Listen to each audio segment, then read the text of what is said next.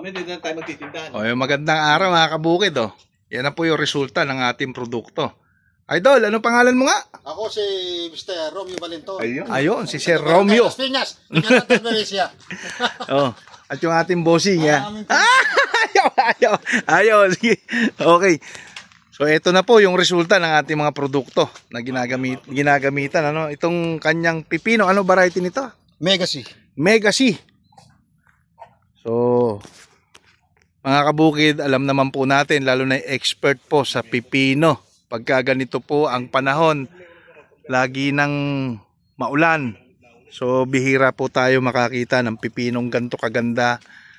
Ang dahon, ganto kadami ang bulaklak. No? Ewan ko lang, Idol, tama ba yung sinasabi ko? Tama, boss. Ha? Tama. Kasi mahina po sa ulan ito. Ito'y kapamilya po ng ampalya. Ayan, kaya-kaya po yan ng Bio Optimax. Yeah. Ayan, umorder na po sila mga kabukid ng Bio Optimax. Kaya po yan. Spray nyo lang paligo. Halimbawa, ganito. Tumigil ang ulan. Isingit mo lang. Wala namang oras yun eh. Walang oras yun eh. Isingit mo na yung spray. Kaya po yan. O yan mga kabukid. Ang ganda. Ilang buwan na ba ito, boss? Magdadalawa. Malapit na pala tayong maghalaw nito. Sa isang araw, boss, halawin niya. Pwede ba akong makalibot pag hinalaw to? Pwede. Maraming nakikita siya, boss eh. O yan o.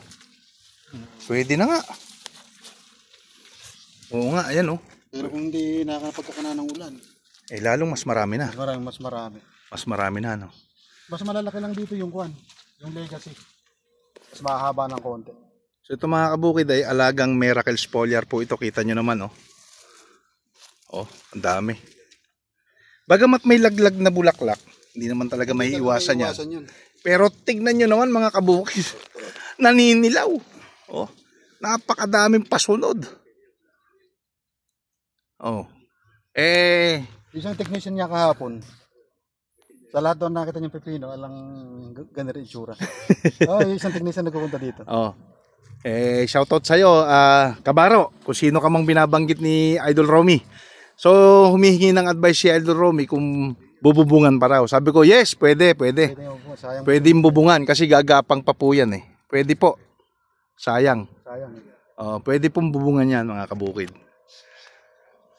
See, nag-uulan, pero still kicking, no?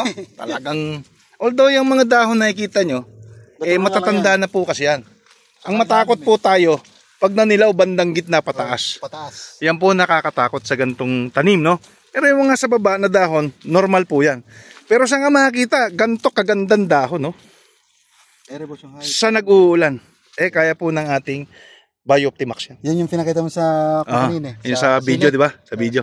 Pareho sila ng kumakana. Kaya po yan. Ito, Jet, kaya po yan. Yung Jet. Kaya po yan, Jet. Pero patay na. So mahirap mag-maintain pag ganito nag-uulan mga kabukid. Ako po yung natutuwa, oh. Kasi hindi na araw eh, linggo na eh. No? Linggo na. Linggo na yung araw-araw halos umuulan, di ba? O yan mga kabukid, ang pruweba kung gaano kaganda ng ating produkto. Tsaka boss, iba iniipit. Mas maganda, iniipit. Ipit ko pa ulit din. Lalagyan mo pa ulit lighting. Iniipit ko. Ayun, no. Oo nga, no. Parang yung talong. Pag inipit maganda. So, sunod balik ko nito, Boss Romy, puno na itong ibabaw mo. Puno na ito. Anda. Sayang eh. Kaya nga. Ang daming pasunod, oh. Gawa ng kanyan. Miracle Foliar. Produkto ni Bossing. Salamat sa tiwala ninyo, ha. Maganda nga boss yung talab ng Miracle Foliar. Talagang ako'y natutuwa. So yun mga kabukid, yun yung update namin dito sa pipino na ang variety ay Megacy. O baka may babatiin ka.